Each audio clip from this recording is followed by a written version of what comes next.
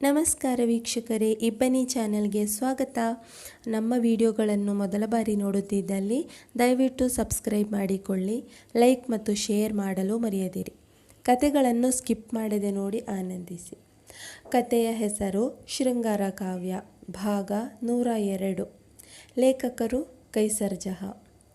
ಏನು ಮಾಡಲಿ, ಬೇಡ ಬೇಡ ಎಂದರೂ ಕೂಡ ಅವನದೇ ಯೋಚನೆ ಬರುತ್ತಾ ಇದೆಯಲ್ಲ. ಒಂದು ಸರಿ ಕಾಲ್ ಮಾಡಿ ನೋಡಲಾ? ಸರಿ, ಕಾಲ್ ಮಾಡಿದರೆ ಏನು ಅಂತ ಮಾತನಾಡೋದು? ಯಾಕೆ ಕಾಲ್ ಮಾಡಿದ್ದು ಅಂತ ಅಭಿ ಕೇಳಿದರೆ ಏನು ಅಂತ ಹೇಳಲಿ ಎಂದು ಫೋನ್ ಹಿಡಿದಿದ್ದವಳು ಅಭಿಯ ನಂಬರ್ಗೆ ಬ್ಲ್ಯಾಂಕ್ ಮೆಸೇಜ್ ಕಳುಹಿಸಿದವಳು ಅಶ್ವಿನಿ.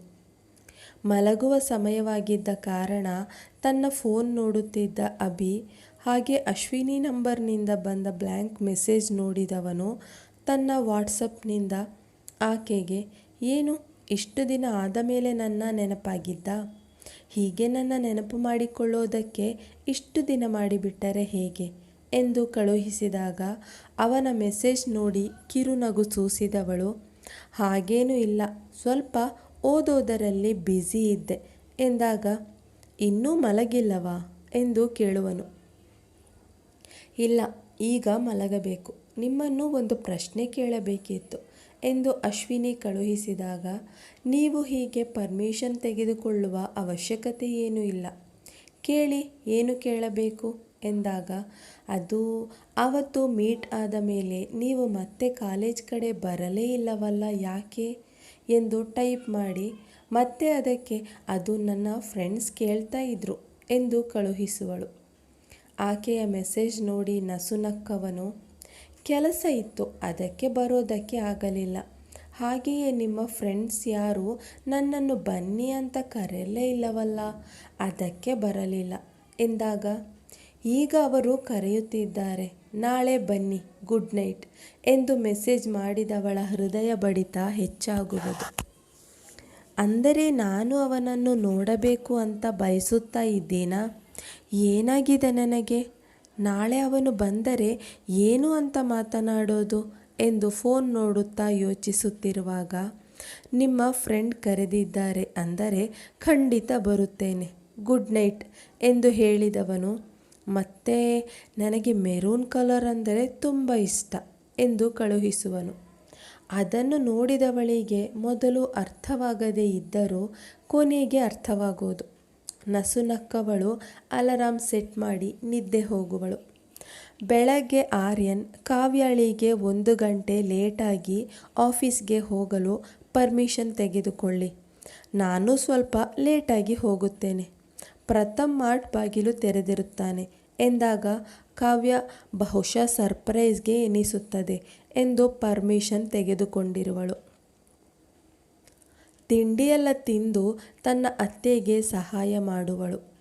ತನ್ನ ಅತ್ತೆಯು ಶುಚಿಯಾಗಿ ಅಡುಗೆ ಮಾಡುತ್ತಿದ್ದುದನ್ನು ನೋಡಿದವಳು ತನ್ನ ಅತ್ತೆಯನ್ನು ಹೊಗಳುವಳು.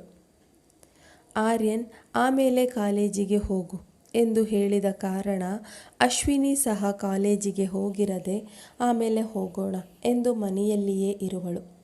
ಮನಸ್ಸಿನಲ್ಲಿ ಇಂದು ಅಭಿ ಕಾಲೇಜಿಗೆ ಬರುವನೆಂದು ಸಂತೋಷಪಡುವಳು. ಸ್ವಲ್ಪ ಸಮಯದಲ್ಲಿಯೇ ಆರ್ಯನ್ ಬಂದವನು ಎಲ್ಲರನ್ನೂ ಹೊರಹೋಗಲು ಹೇಳುವನು. ಹಾಗೆಯೇ ತಾನು ಕಾವ್ಯಾಳ ಕಣ್ಣನ್ನು ಮುಚ್ಚಿದವನು ಸರ್ಪ್ರೈಸ್ ಎಂದಾಗ ಕಣ್ಣು ಬಿಟ್ಟು ನೋಡಿದವಳಿಗೆ ತುಂಬ ಖುಷಿಯಾಗುವುದು. ಆ ಖುಷಿಯಲ್ಲಿ ಆರ್ಯನ್ ಎಂದಾಗ, ಹೇಗಿದೆ, ಚೆನ್ನಾಗಿದೆಯಾ, ನಿನಗೆ ಖುಷಿಯಾಯಿತಾ ಎಂದು ಕೇಳಿದಾಗ, ತುಂಬ ಖುಷಿಯಾಯಿತು, ಥ್ಯಾಂಕ್ಸ್ ಆರ್ಯನ್ ಎನ್ನುವಳು. ಕಾವ್ಯ ದಿನವೂ ಆಫೀಸಿಗೆ ಹೋಗುವಾಗ ಆರ್ಯನ್ ಬಿಟ್ಟು ಹೋದರೆ ಸಂಜೆ ಆಟೋ ಹಿಡಿದು ಮನೆಗೆ ಬರುತ್ತಿದ್ದಳು ಎಂದು ಜಾನಕಿಯವರು ಆಕೆಗೆ ಒಂದು ಸ್ಕೂಟಿ ಕೊಡಿಸೋಣ ಎಂದು ಹೇಳಿದ್ದರು. ಹಾಗಾಗಿ ಆಕೆಗೆ ಹೇಳದ ಹಾಗೆ ಸರ್ಪ್ರೈಸ್ ಕೊಡೋಣ ಎಂದು ಮನೆಯವರೆಲ್ಲರೂ ಮಾತನಾಡಿಕೊಂಡು ಕಾವ್ಯಾಳಿಗೆ ಹೇಳದೆ ಕೆಂಪು ಬಣ್ಣದ ಹೊಸ ಸ್ಕೂಟಿಯನ್ನು ತಂದಿರುವರು. ತಿರುಗಾಡಲು ಅನುಕೂಲವಾಗಲಿ ಎಂದು ಯೋಚಿಸಿ ತೆಗೆದಿದ್ದರು. ನನಗೆ ಏನು ಹೇಳಲೇ ಇಲ್ಲವಲ್ಲ ಎಂದು ಕಾವ್ಯ ಕೇಳಿದಾಗ ಆರ್ಯನ್, ಅಮ್ಮ ಹೇಳೋದು ಬೇಡ, ಅವಳಿಗೆ ಸರ್ಪ್ರೈಸ್ ಆಗಲಿ ಎಂದರು. ಅದಕ್ಕೆ ಎನ್ನುವನು, ತನ್ನ ಅತ್ತೆಯನ್ನು ನೋಡಿದವಳು ಅವರ ಬಳಿ ಹೋಗಿ ಅವರನ್ನು ಅಪ್ಪಿಕೊಂಡು ತುಂಬ ಥ್ಯಾಂಕ್ಸ್ ಅತ್ತೆ ಎಂದವಳು. ತನ್ನ ಮಾವನ ಕಾಲಿಗೆರಗಿ ಥ್ಯಾಂಕ್ ಯು ಮಾವ ಎನ್ನುವಳು. ಅಷ್ಟರಲ್ಲಿ ಅಶ್ವಿನಿಯು ಅತ್ತಿಗೆ, ಇನ್ಮೇಲಿಂದ ನಿಮಗೆ ಓಡಾಡೋದಕ್ಕೆ ತೊಂದರೆ ಇಲ್ಲ. ಕೆಲಸ ಮುಗಿಸಿ ಯಾರನ್ನು ಕಾಯುವ ಅವಶ್ಯಕತೆ ಇಲ್ಲದೆ ಬೇಗ ಮನೆಗೆ ಬರಬಹುದು ಎಂದಾಗ, ನಿನ್ನನ್ನು ಕಾಲೇಜಿಗೆ ನಾನೇ ಡ್ರಾಪ್ ಮಾಡ್ತೀನಿ ಅಶ್ವಿನಿ ಎನ್ನುವಳು. ಜಾನಕಿಯವರು ಆರತಿ ತಟ್ಟೆ ನೀಡಿ, ತಗೋ ಕಾವ್ಯ ಪೂಜೆ ಮಾಡು ಎಂದಾಗ ಆರತಿ ಮಾಡಿ ಗಾಡಿಗೆ ಕುಂಕುಮ ಇಡುವಳು. ಜಾನಕಿಯವರು ನಿಂಬೆಹಣ್ಣು ಇಟ್ಟವರು, ಈಗ ಸ್ಟಾರ್ಟ್ ಮಾಡಿ, ಇದರ ಮೇಲಿಂದ ಹೋಗು ಎಂದಾಗ ಹಾಗೆಯೇ ಹೋಗುವಳು. ಆರ್ಯನ್ ಮೊದಲೇ ಸ್ವೀಟ್ ತಂದಿದ್ದವನು ಎಲ್ಲರಿಗೂ ನೀಡುವನು. ಕಾವ್ಯಳಿಗೆ ತನ್ನ ಬಗ್ಗೆ ಯೋಚಿಸಿದ ಮನೆಯವರ ಕಂಡು ತುಂಬ ಖುಷಿಯಾಗುವುದು. ಆಗ, ಇವತ್ತು ಸಂಜೆ ನನ್ನ ಕಡೆಯಿಂದ ಪಾರ್ಟಿ, ಯಾವುದಾದರೂ ಒಳ್ಳೆಯ ಹೋಟೆಲಿಗೆ ಹೋಗೋಣ ಓಕೆನಾ ಎಂದಾಗ ಎಲ್ಲರೂ ಸರಿ ಎನ್ನುವರು. ತನ್ನ ಪರ್ಸ್ ತೆಗೆದುಕೊಳ್ಳಲು ಒಳ ಹೋಗುತ್ತಾ ಆರ್ಯನ್ಗೆ ಕಣ್ಣ ಸನ್ನೆ ಮಾಡಿ ಬನ್ನಿ ಎನ್ನುವಳು. ಆಕೆ ಒಳ ಹೋದ ನಂತರ ತಾನು ಒಳಹೋದ ಆರ್ಯನ್, ಏನು ಕಾವ್ಯ ಕರೆದಿದ್ದು ಎನ್ನುವಾಗ ಅವನನ್ನು ಬಿಗಿದು ಅಪ್ಪಿಕೊಂಡವಳು ಅವನ ಮುಖಕ್ಕೆಲ್ಲ ಮುತ್ತಿನ ಸುರಿಮಳೆ ನೀಡುವಳು. ಆರ್ಯನ್, ನಿಮಗೆ ಎಷ್ಟು ಥ್ಯಾಂಕ್ಸ್ ಹೇಳಿದರೂ ಕಡಿಮೆಯೇ. ನಾನು ಗಾಡಿ ತೆಗೆದುಕೊಳ್ಳುವ ಬಗ್ಗೆ ನನಗೆ ಯೋಚನೆ ಇರಲಿಲ್ಲ. ಮೊದಲಿನಿಂದಲೂ ಎಲ್ಲ ಕಡೆಗೂ ಡ್ಯಾಡಿ ಕಾರಿನಲ್ಲೇ ಕರೆದುಕೊಂಡು ಹೋಗುತ್ತಿದ್ದರಲ್ಲ, ಹಾಗಾಗಿ ಸ್ಕೂಟಿ ತಗೋಬೇಕು ಅಂತ ಅನ್ನಿಸಲೇ ಇಲ್ಲ.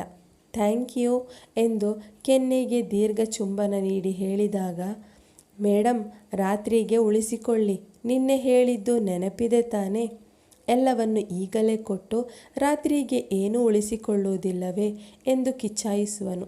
ಸರಿ ನೆನಪಿದೆ ಎನ್ನುವಳು. ಆಗ ಆರ್ಯನ್, ನೀವು ಹೀಗೆ ಆಡುತ್ತಿದ್ದರೆ ನಾನು ಮಾಟ್ಗೆ ಹೇಗೆ ಹೋಗೋದು ಕಾವ್ಯ ಎಂದಾಗ ಕೈ ಹಿಡಿದವಳು ಹೀಗೆ ಬನ್ನಿ ಎಂದು ಹೊರ ಕರೆದುಕೊಂಡು ಬರುವಳು. ಮತ್ತೊಮ್ಮೆ ಎಲ್ಲರಿಗೂ ಥ್ಯಾಂಕ್ಸ್ ಹೇಳಿದವಳು ಅಶ್ವಿನಿಯನ್ನು ಕೂರಿಸಿಕೊಂಡು ಹೊರಟಾಗ ಎಲ್ಲರೂ ನಿಧಾನ ಜೋಪಾನ ಎನ್ನುವರು. ಕಾವ್ಯ ಕಾಲೇಜಿನಲ್ಲಿ ಕೆಲವೊಂದು ಸಲ ಫ್ರೆಂಡ್ಸ್ಗಳ ಗಾಡಿ ತೆಗೆದುಕೊಂಡು ಕಲಿತಿದ್ದರಿಂದ ಅಷ್ಟೇನೂ ಕಷ್ಟ ಎನ್ನಿಸದೆ ನಿಧಾನಕ್ಕೆ ಓಡಿಸಿಕೊಂಡು ಹೋಗುವಳು. ಅಶ್ವಿನಿಯನ್ನು ಕಾಲೇಜಿನ ಬಳಿ ಡ್ರಾಪ್ ಮಾಡಿದ ಅವಳು ಸ್ವೀಟ್ಸ್ ಬಾಕ್ಸ್ ತೆಗೆದುಕೊಂಡು ಆಫೀಸಿಗೆ ಹೋಗುವಳು. ತನ್ನ ಮನೆಯವರ ಸರ್ಪ್ರೈಸನ್ನು ತನ್ನ ಆಫೀಸಿನಲ್ಲಿ ಹೇಳಿಕೊಳ್ಳಬೇಕು ಎಂದು ಸಂತೋಷದಿಂದ ಒಳನಡೆಯುವಳು. ಇಂದು ಅಶ್ವಿನಿ ಕಾಲೇಜಿಗೆ ತಡವಾಗಿ ಬಂದಿದ್ದ ಕಾರಣ ಕ್ಲಾಸ್ಗೆ ಹೋಗುವುದೋ ಬೇಡವೋ ಎಂದು ಯೋಚಿಸಿದವಳು ಅಭಿಗೆ ಮೆಸೇಜ್ ಮಾಡಿ ಬಸ್ ಸ್ಟಾಪ್ನಲ್ಲಿ ಕಾಯುತ್ತಾ ನಿಲ್ಲುವಳು. ಆಕೆ ಮೆಸೇಜ್ ಕಳುಹಿಸಿದ 10 ನಿಮಿಷಕ್ಕೆ ಅಭಿ ತನ್ನ ಕಾರಿನಲ್ಲಿ ಅಲ್ಲಿಗೆ ಬಂದು ನಿಲ್ಲುವನು. ತಾನೇ ಹೋಗಿ ಕಾರಿನ ಡೋರ್ ತೆಗೆದು ಕೂರುವಳು. ಅಷ್ಟರಲ್ಲಿ ಅಭಿ, ಎಲ್ಲಿಗೆ ಹೋಗೋದು ಹೇಳಿ ಮೇಡಮ್ ಎಂದು ಕೇಳಿದಾಗ, ಅದೇ ನಮ್ಮ ದೇವಸ್ಥಾನ ಎನ್ನುವಳು. ತನ್ನ ಪಕ್ಕದ ಸೀಟಿನಲ್ಲಿ ಯಾವುದೇ ಮುಜುಗರ ಇಲ್ಲದೆ ಬಂದು ಕುಳಿತವಳನ್ನು ನೋಡಿದವನು ತಾನು ಹೇಳಿದ ಹಾಗೆ ಆಕೆ ಮೆರೂನ್ ಬಣ್ಣದ ಸಲ್ವಾರ್, ಅದಕ್ಕೆ ಬಿಳಿ ಬಣ್ಣದ ದುಪ್ಪಟ್ಟ ಹಾಕಿದವಳು ತನ್ನ ಕೂದಲನ್ನು ಕಿವಿಯ ಹಿಂದೆ ಸಿಕ್ಕಿಸುವಾಗ ಅವನಿಗೆ ಅತಿ ಸುಂದರಿಯಾಗಿ ಕಾಣಿಸುವಳು. ಆಗ ಅಶ್ವಿನಿ, ಮುಂದೆ ನೋಡಿಕೊಂಡು ಗಾಡಿ ಓಡಿಸಿ ಎಂದಾಗ ಸರಿ ಎಂದು ಮುಂದೆ ನೋಡಿಕೊಂಡು ಓಡಿಸುವನು. ಮಾರ್ಗ ಮಧ್ಯೆ ಒಂದು ಬೇಕರಿಯ ಬಳಿ ಇಳಿದವನು chips, cake, fruit juice, chocolate ತೆಗೆದುಕೊಂಡವನು ಸ್ವಲ್ಪ ಸಮಯದಲ್ಲಿ ಆ ದೇವಸ್ಥಾನದ ಬಳಿ ಬರುವರು. ಕಾರಿನಿಂದ ಇಳಿದ ಇಬ್ಬರು ಹೊರಗಿನಿಂದಲೇ ಕೈ ಮುಗಿದು ಅಂದು ಕುಳಿತಿದ್ದ ಹಾಗೆಯೇ ಕೂರುವರು. ಅಭಿ ತಾನು ತಂದಿದ್ದ ತಿನಿಸುಗಳನ್ನು ತಾನೂ ಸ್ವಲ್ಪ ತೆಗೆದುಕೊಂಡು ಆಕೆಗೆ ನೀಡಿ ಮತ್ತೆ ತನ್ನ ಜಾಗದಲ್ಲಿ ಕೂತವನು, ಸದ್ಯ ಇವತ್ತಾದರೂ ನನ್ನ ನೆನಪಾಯಿತಲ್ಲ. ಅಲ್ಲ, ನೀವು ಒಂದು ಮೆಸೇಜ್ ಕಾಲು ಏನೂ ಮಾಡಲೇ ಇಲ್ಲವಲ್ಲ, ಯಾಕೆ ಎಂದು ಕೇಳಿದಾಗ, ನಾನೇ ಅಲ್ವಾ ನೆನ್ನೆ ಮಾಡಿದ್ದು ಎನ್ನುವಳು. ಹೌದು, ತುಂಬ ಬೇಗ ಮಾಡಿದ್ರಿ, ಮತ್ತೆ ಏನು ಸಮಾಚಾರ ಎಂದಾಗ, ಏನೂ ಇಲ್ಲ, ಎಲ್ಲ ನೀವೇ ಹೇಳಬೇಕು ಎನ್ನುವಳು. ನಾನು ಏನು ಹೇಳಲಿ, ಎಲ್ಲವನ್ನೂ ಹೇಳಿದ್ದೇನೆ, ಈಗ ನೀವು ಹೇಳುವ ಸಮಯ.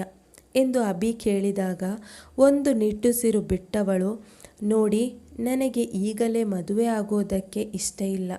ಹಾಗೆಯೇ ಪ್ರೀತಿ ಪ್ರೇಮ ಅಂತ ಜೀವನ ಹಾಳು ಮಾಡಿಕೊಳ್ಳುವುದಕ್ಕೂ ಇಷ್ಟ ಇಲ್ಲ. ನಾನು ತುಂಬ ಜನರನ್ನು ನೋಡಿದ್ದೇನೆ. ಪ್ರೀತಿಸಿ ಮೋಸ ಮಾಡುತ್ತಾರೆ. ನಾನು ಚೆನ್ನಾಗಿ ಓದಿ ನನ್ನ ಕಾಲ ಮೇಲೆ ನಿಲ್ಲಬೇಕು ಎನ್ನುವ ಆಸೆ ತುಂಬ ಇದೆ. ಅದಕ್ಕೆ ನನ್ನ ಓದು ಮುಗಿಯಬೇಕು, ನಾನು ಒಂದು ಕೆಲಸಕ್ಕೆ ಸೇರಿಕೊಳ್ಳಬೇಕು. ಪ್ರೀತಿ ಮದುವೆ ಎಲ್ಲವೂ ಏನಿದ್ದರೂ ಆಮೇಲೆ ಎಂದಾಗ ಬೇರೆಯವರ ಬಗ್ಗೆ ನನಗೆ ಗೊತ್ತಿಲ್ಲ. ಆದರೆ ನನ್ನ ಜೀವನದಲ್ಲಿ ಮೊದಲ ಹುಡುಗಿ ನೀವೇ. ಯಾರೋ ಒಬ್ಬ ಮೋಸ ಮಾಡಿದ ಅಂದ ತಕ್ಷಣ ಎಲ್ಲರೂ ಹಾಗೆಯೇ ಇರೋದಿಲ್ಲ. ಆಮೇಲೆ ಓದಿ ಕೆಲಸಕ್ಕೂ ಸೇರಿ ಯಾರು ಬೇಡ ಅಂದಿದ್ದು? ಪ್ರೀತಿಯ ಜೊತೆ ಇದನ್ನು ಮಾಡಿ. ನಾನು ಯಾವತ್ತೂ ನಿಮ್ಮ ಆಸೆ ಆಕಾಂಕ್ಷೆಗಳಿಗೆ ಅಡ್ಡಿಪಡಿಸೋದಿಲ್ಲ. ಆದರೆ ನೀವು ನಿಮ್ಮ ಓದು ಮುಗಿಸಿ ಕೆಲಸಕ್ಕೆ ಸೇರುವ ತನಕ ಇನ್ನೂ ತುಂಬ ವರ್ಷಗಳೇ ಇದೆ. ಅಲ್ಲಿ ತನಕ ನನ್ನನ್ನು ಕಾಯಿಸೋದು ತಪ್ಪಲ್ಲವೇ ಎನ್ನುತ್ತಾ ಅಶ್ವಿನಿಯ ಮುಖವನ್ನು ನೋಡುವನು. ಮುಂದುವರಿಯುತ್ತದೆ. ಈ ಕಥೆಯ ಮುಂದಿನ ಸಂಚಿಕೆಯನ್ನು ಮುಂದಿನ ವಿಡಿಯೋದಲ್ಲಿ ಪ್ರಕಟಿಸಲಾಗುವುದು. ಧನ್ಯವಾದಗಳು.